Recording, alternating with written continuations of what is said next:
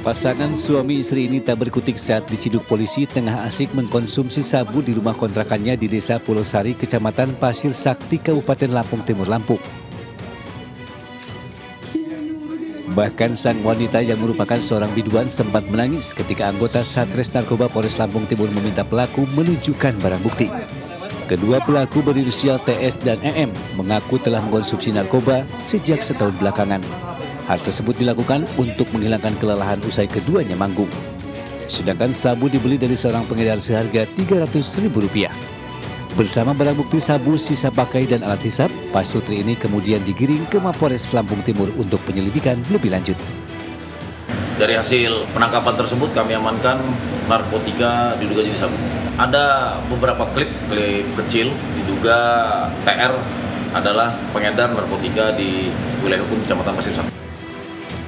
Atas perbuatannya, Pasutri ini akan disangkakan tentang pasal narkotika dengan ancaman hukuman paling lama 4 tahun penjara. Dari Lampung Timur, Lampung, Tinus Risanto, iNews melaporkan.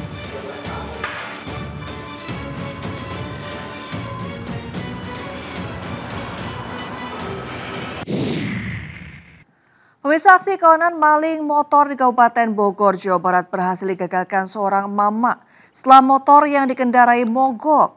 Para pelaku pun lari kocar-kacir dengan meninggalkan motor curian serta motor yang digunakan.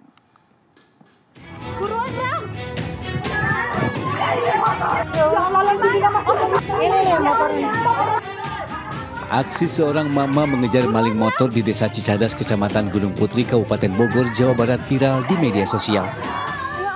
Mama ini berhasil menggagalkan pencurian motor yang digasak kawanan maling. Pencurian ini bermula saat kawanan pelaku menjebol kunci sepeda motor di rumah kontrakan. Saat hendak dibawa kabur, korban yang mengetahui motornya hilang langsung lari sambil meneriaki kedua pelaku. Naas ketika berada di gang, motor yang digunakan pelaku kehabisan bensin sehingga mogok. Panik dan menjadi perhatian warga sekitar, kedua pelaku pun lari kocar-kacir meninggalkan motor milik korban dan motor yang digunakannya. Korban yang mengetahui motornya hilang mencoba mencari, mengejar dan melihat pelaku, kemudian berteriak. Sehingga menjadi perhatian warga. Kemudian pelaku karena tidak masuk ke gang dan tidak hafal lokasi sehingga meninggalkan sepeda motor milik korban dan sepeda motor yang digunakan oleh pelaku. Kasus percobaan pencurian motor ini telah dilaporkan korban ke Mapolsek Gunung Putri. Sementara itu, guna kepentingan pemeriksaan dan penyelidikan lebih lanjut, sepeda motor korban dan pelaku diamankan polisi. Dari Kabupaten Bogor, Jawa Barat, Cahyat Supriyatna, iNews melaporkan. Pemirsa, dua pelaku spesialis jambret perhiasan anak yang kerap beroperasi di wilayah Kabupaten Bekasi, Jawa Barat dibekuk oleh polisi. Dalam melancarkan aksinya, kedua pelaku selalu mengincar perhiasan anak-anak yang tengah bermain. Berakhir sudah pelarian A dan R, dua pelaku jambret spesialis perhiasan anak yang meresahkan warga Kabupaten Bekasi. Keduanya diringkus Satreskrim Polres Metro Bekasi di sebuah rumah di daerah Babelan, Bekasi. Untuk pemeriksaan lebih lanjut, kedua pelaku digelandang polisi ke Mapores Metro Bekasi. Bersama kedua pelaku, petugas menyita sejumlah barang bukti, di antaranya perhiasan hasil rampasan dan sepeda motor yang digunakan beraksi. Sebelumnya, A dan R tertangkap kamera pengawas menjambret perhiasan anak-anak di dua lokasi berbeda. Dalam melancarkan aksinya, dua tersangka selalu mengincar anak-anak yang mengenakan perhiasan dan tidak dalam pengawasan orang tua. Dua pelaku ini sudah beraksi beberapa bulan ini di wilayah Polres Metro Bekasi. Ada 10 kejadian yang sudah mereka lakukan. Akibat perbuatannya, kedua pelaku diancam pasal 365 tentang pencurian disertai kekerasan dengan ancaman pidana 9 tahun penjara. Dari Kabupaten Bekasi, Jawa Barat, Didi Junaidi, iNews melaporkan. Aparat kepolisian Polres Palopo, Sulawesi Selatan menggerebek dan menangkap 3 pelaku teror busur panah yang masih di bawah umur. Sedikitnya 4 orang menjadi korban pembusuran dan menjalani perawatan di rumah sakit.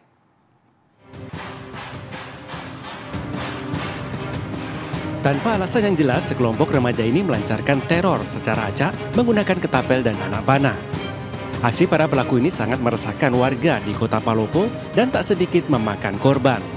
Setidaknya 4 orang melapor ke Mapores Palopo jika kerabat mereka terkena anak panah yang dilepaskan para pelaku. Akibat insiden tersebut, para korban menjalani operasi pengangkatan anak panah di rumah sakit. Berbekal rekaman kamera pengawas, polisi menangkap 3 pelaku di bawah umur di rumahnya masing-masing. Para pelaku kemudian digiring petugas ke Mapores Palopo guna menjalani pemeriksaan lanjutan. Bersama pelaku, polisi juga menyita barang bukti ketapel dan anak panah yang biasa digunakan mereka menyerang warga. Palopo saat ini kami masih melakukan penyelidikan dan sudah mengamankan 3 orang terduga yang berkaitan dengan adanya tindak pidana pembusuran di wilayah hukum Kota Palopo. Kini kasus teror pembusuran tersebut telah ditangani aparat Polres Palopo. Dari Kota Palopo, Sulawesi Selatan, Nasruddin Rubak, iNews melaporkan. Depresi akibat putus cinta. Seorang pemuda di Kota Pangkal Pinang, Bangka Belitung nekat mengancam polisi dengan senjata tajam. Pelaku emosi karena upayanya mengakhiri hidup digagalkan polisi dan penangkapan pelaku berlangsung dramatis.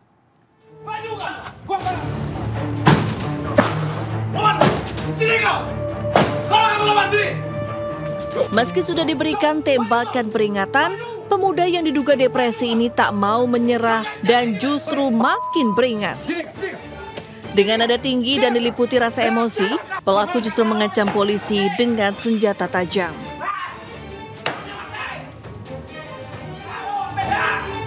Guna menghindari hal yang tidak diinginkan, polisi segera menyergap pemuda tersebut.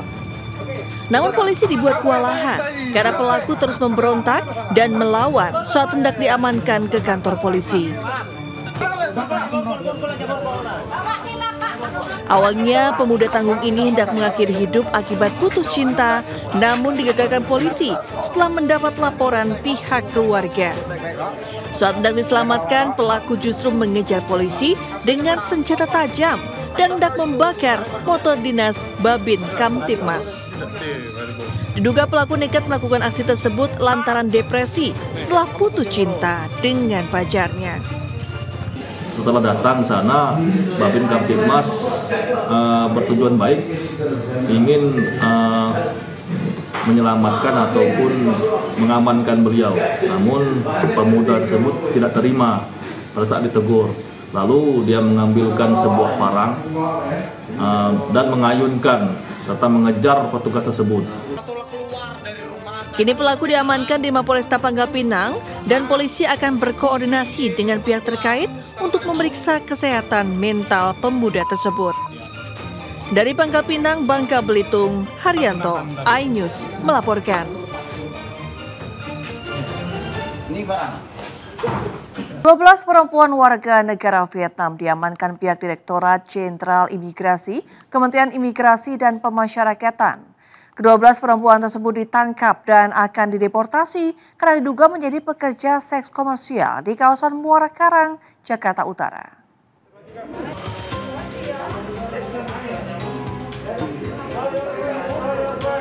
Belas wanita cantik warga negara Vietnam ini awalnya masuk ke Indonesia dengan tujuan wisata. Namun dalam kenyataannya, mereka diduga bekerja di Indonesia sebagai pekerja seks komersial dengan kedok Ladies Companion atau LC.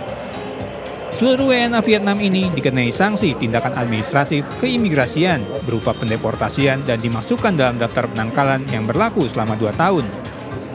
Para WNA Vietnam yang diamankan tinggal di Indonesia sekitar 1 bulan. Kasus ini sendiri masih dalam pengembangan untuk mengungkap jaringan yang lebih luas. Praktek prostitusi WNA Vietnam ini terbongkar setelah adanya laporan dari masyarakat yang kemudian ditindaklanjuti dengan penyidikan selama 1 bulan. 12 warga negara Vietnam yang melakukan kegiatan menjadi pekerja seks komersil. Dari Jakarta, Ismalia Dimas Winardi, iNews melaporkan. Sesosok jasad pria tanpa identitas ditemukan di sebuah bedeng di bawah kolong jembatan di Kabupaten Bekasi, Jawa Barat. Warga terkejut dengan penemuan mayat korban karena tempat ini sudah lama tidak berpenghuni.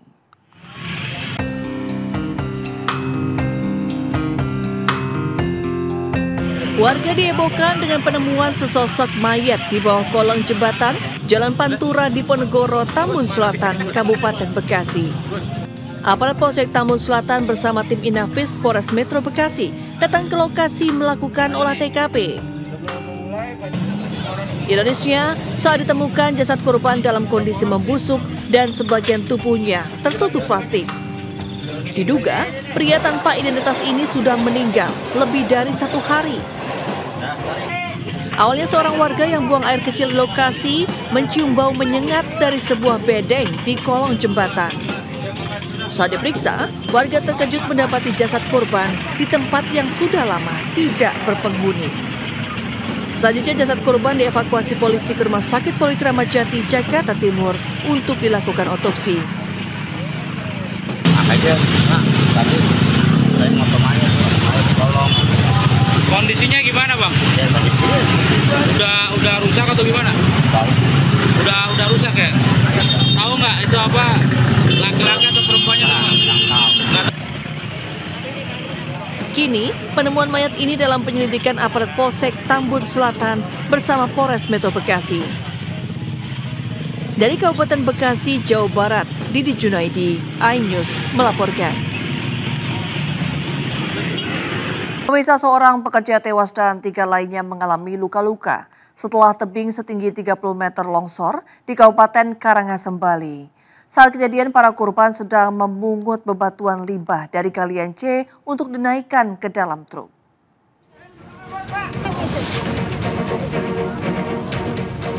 Sejumlah warga berusaha mengevakuasi para pekerja yang menjadi korban tambang longsor di Desa Sebudi, Kabupaten Karangasem, Bali.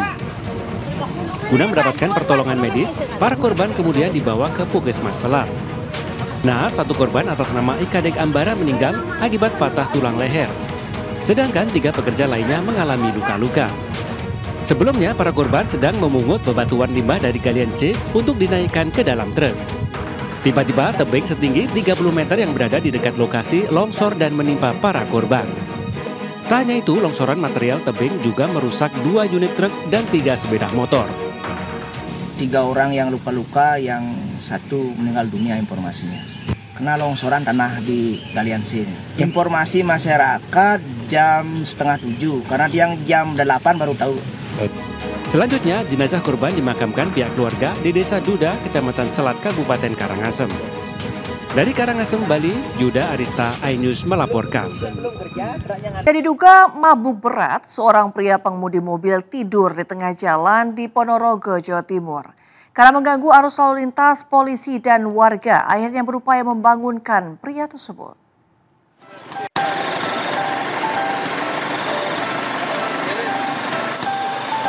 Sebuah mobil berhenti di lampu merah Jalan Sultan Agung, Ponorogo hingga 1 jam lamanya.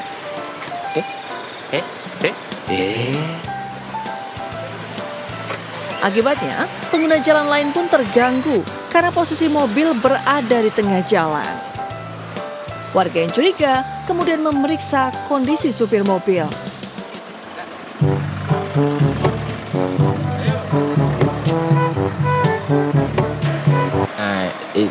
Ini parah nih. Saat dibangunkan, ia tak kunjung sadar dan bangun, hingga akhirnya petugas Polsek Ponorogo ikut turun tangan. Polisi bersama warga kemudian menempatkan kendaraan ke tempat yang lebih aman.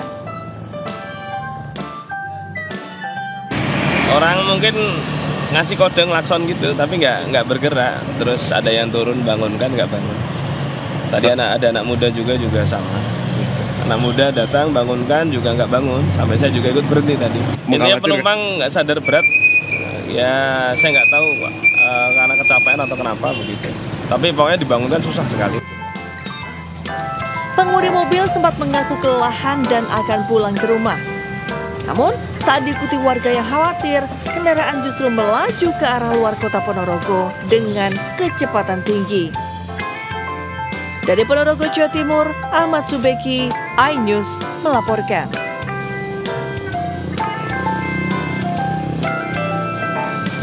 Kecelakaan beruntun melibatkan 6 kendaraan terjadi di ruas tol dalam kota Jakarta Timur. Insiden tersebut diduga akibat salah satu mobil masuk ke jalur kontraflow dari arah Pancoran.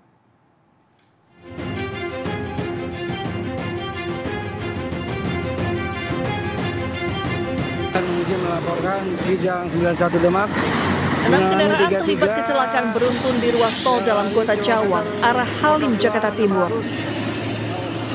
Berdasarkan keterangan polisi, kecelakaan ini disebabkan oleh kelalaian salah satu pengendara minibus saat berpindah ke jalur lawan arus atau kontraflow.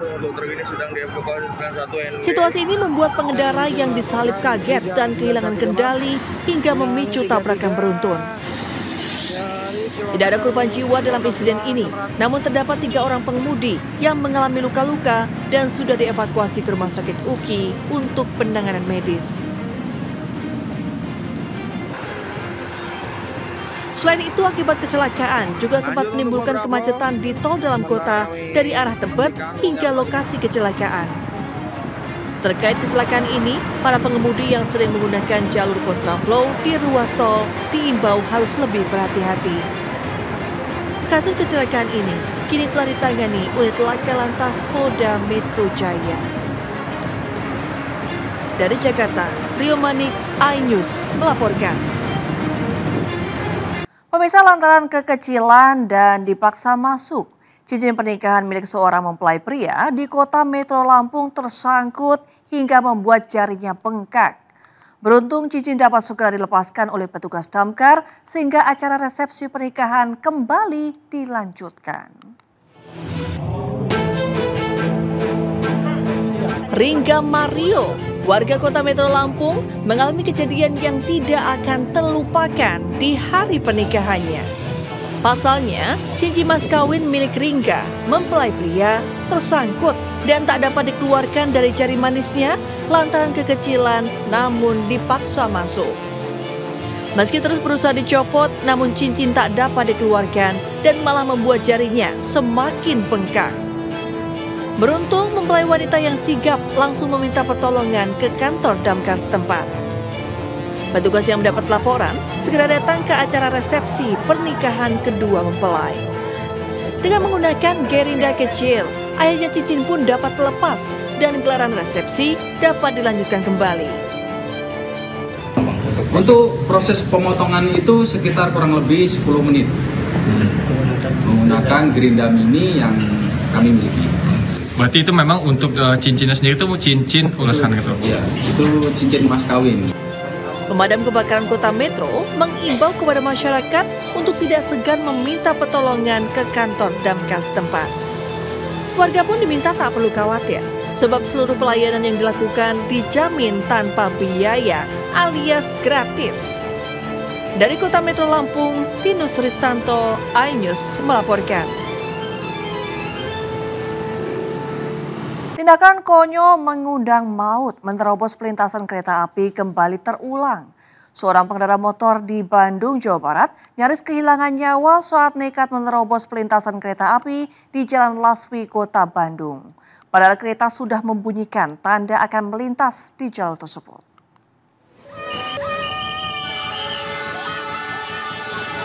Kekonyolan demi kekonyolan yang mengundang maut kembali dilakoni sejumlah oknum pengendara tak bertanggung jawab saat melewati pelintasan kereta api.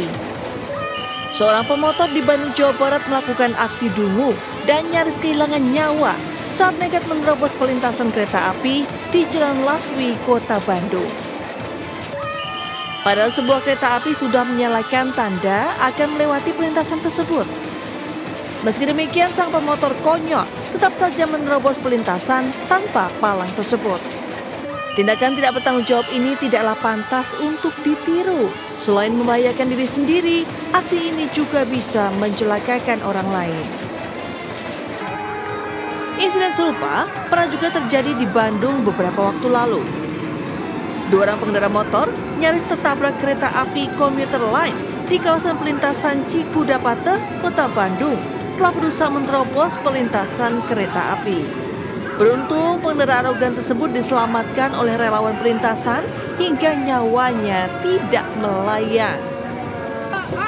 Namun bukannya berterima kasih, sang pemotor justru memarahi petugas relawan seakan tak terima dirinya dihentikan tiba-tiba. Padahal jelas terlihat jika tidak dihentikan, maka pemotor tersebut sudah pasti tertabrak kereta yang melintas. Pemirsa, pasangan suami istri warga Kabupaten Bekasi, Jawa Barat viral lantaran dugaan kasus bayinya tertukar yang kemudian meninggal dunia. Menanggapi hal tersebut, Rumah Sakit Islam Cempaka Putih Jakarta, tempat orang tua bayi melahirkan, menawarkan tes DNA gratis.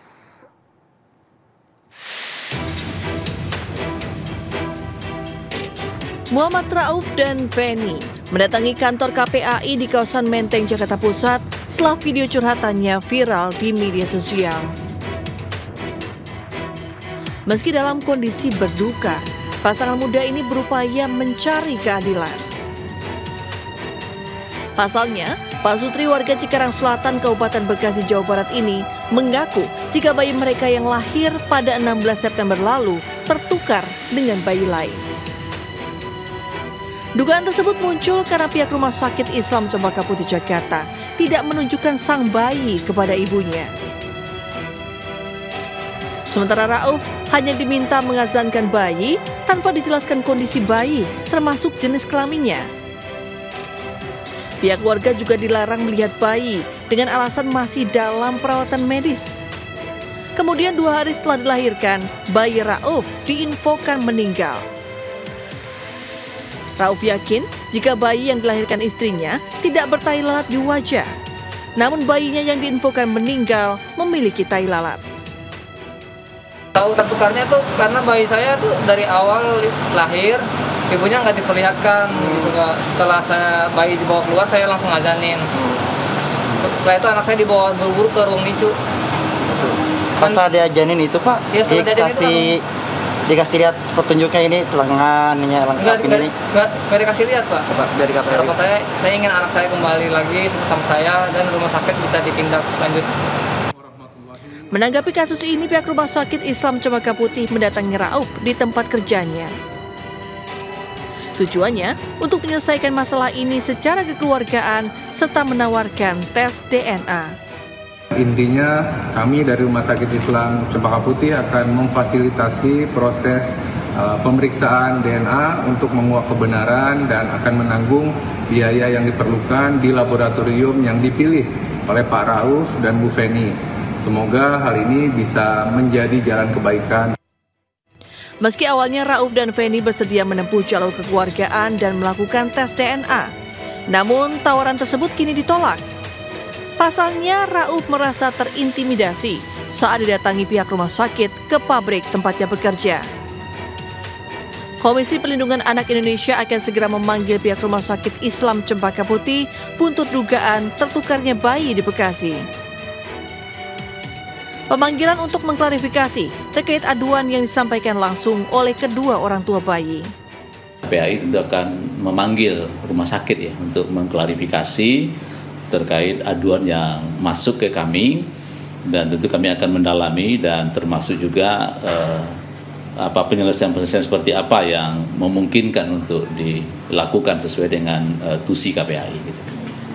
Dari Jakarta Pusat, Raniston Sanjaya, iNews melaporkan.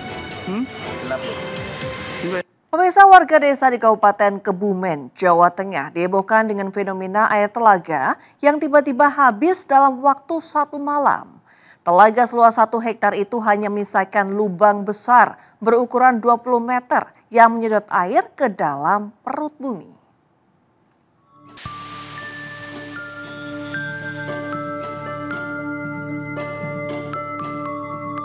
Beginilah kondisi Telaga Blembeng yang berada di Desa Watu Klir, Kecamatan Ayah, Kebumen, Jawa Tengah. Air di telaga kering akibat tersedot ke lubang berdiameter sekitar 20 meter dan kedalaman 12 meter. Kejadian habisnya air telaga sempat menghebohkan warga sekitar karena viral di media sosial. Saat tiba-tiba air telaga hilang, tidak ada warga yang mengetahuinya. Hanya saja sempat terdengar suara keras dari area telaga. Menurut Kepala Desa Watu Kelir, keringnya telaga bukan kali pertama terjadi.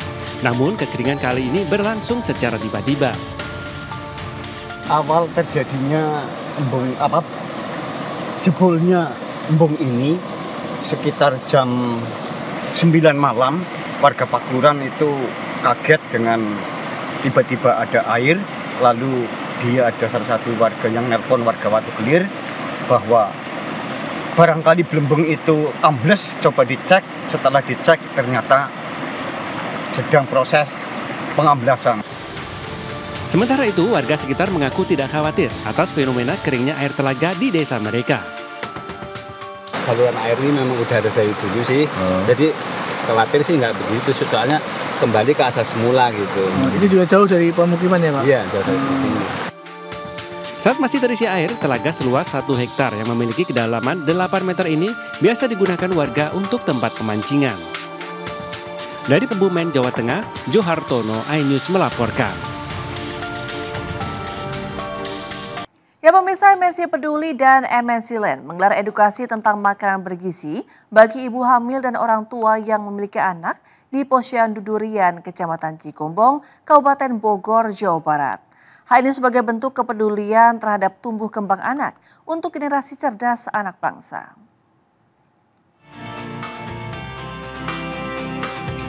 MNC Peduli dan MNC Land bekerjasama dengan Puskesmas Cigombong serta Posyandu Durian melakukan edukasi kepada ibu hamil dan orang tua balita di Posyandu Durian, Kampung Ciletuh, Desa Watasjaya, Kecamatan Cigombong, Kabupaten Bogor, Jawa Barat, yang diikuti secara antusias. Edukasi dan peran orang tua sangat penting untuk memastikan tumbuh kembang anak dalam memberikan asupan makanan yang bergizi. Selain itu, MNC Peduli juga memberikan makanan tambahan, yakni ikan lele yang memiliki kandungan gizi yang baik untuk anak. Jadi saya tahu makanan yang untuk anak di bawah 2 tahun apa, proteinnya apa, kandungannya apa. Jadi saya bisa kasih makanan saya yang lebih bergizi lagi. Terima kasih atas kontribusinya berupa bantuan lele. Alhamdulillah, dan alhamdulillah juga tadi dari pihak Puskesmas memberikan edukasi tentang KIA, kesehatan ibu dan anak. Kegiatan positif tersebut mendapat dukungan penuh dari Puskesmas Cigombong yang ingin warganya lebih memperhatikan asupan gizi balitanya. Alhamdulillah ya, saya sangat mengapresiasi sekali kegiatan dari MNC di Posyandu Durian ini. Masyarakat juga sangat antusias, masyarakat juga lebih mengerti lagi dengan gizi-gizi yang harus dipenuhi terhadap balitanya. Dengan edukasi tersebut, para orang tua semakin sadar pentingnya menjaga asupan makanan bergizi bagi anak demi tumbuh kembang menjadi generasi cerdas anak bangsa. Dari Bogor, Jawa Barat, Andi Firmansyah, iNews melaporkan. Pemirsa, kebakaran hebat melanda sebuah gudang kapas di Desa Bantarjati, Kabupaten Bogor, Jawa Barat. Api cepat membesar lantaran banyaknya bahan yang mudah terbakar.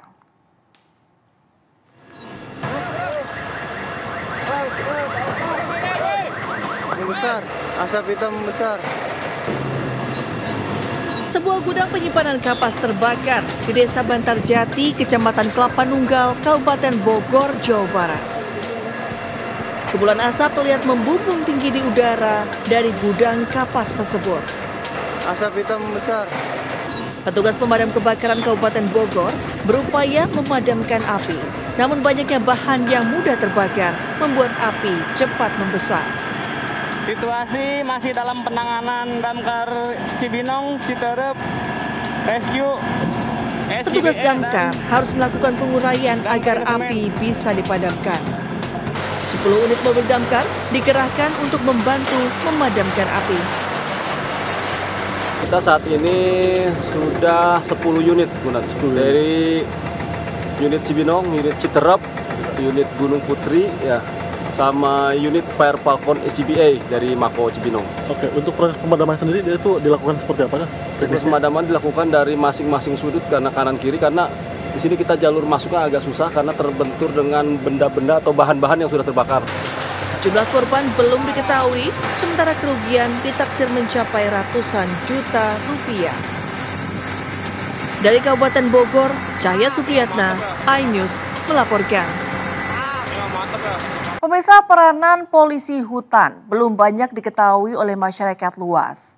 Padahal keberadaannya sangatlah penting dalam melindungi kawasan hutan. Para polisi hutan ini selalu siap siaga dalam menjaga kawasan hutan sebagai sumber kehidupan umat manusia.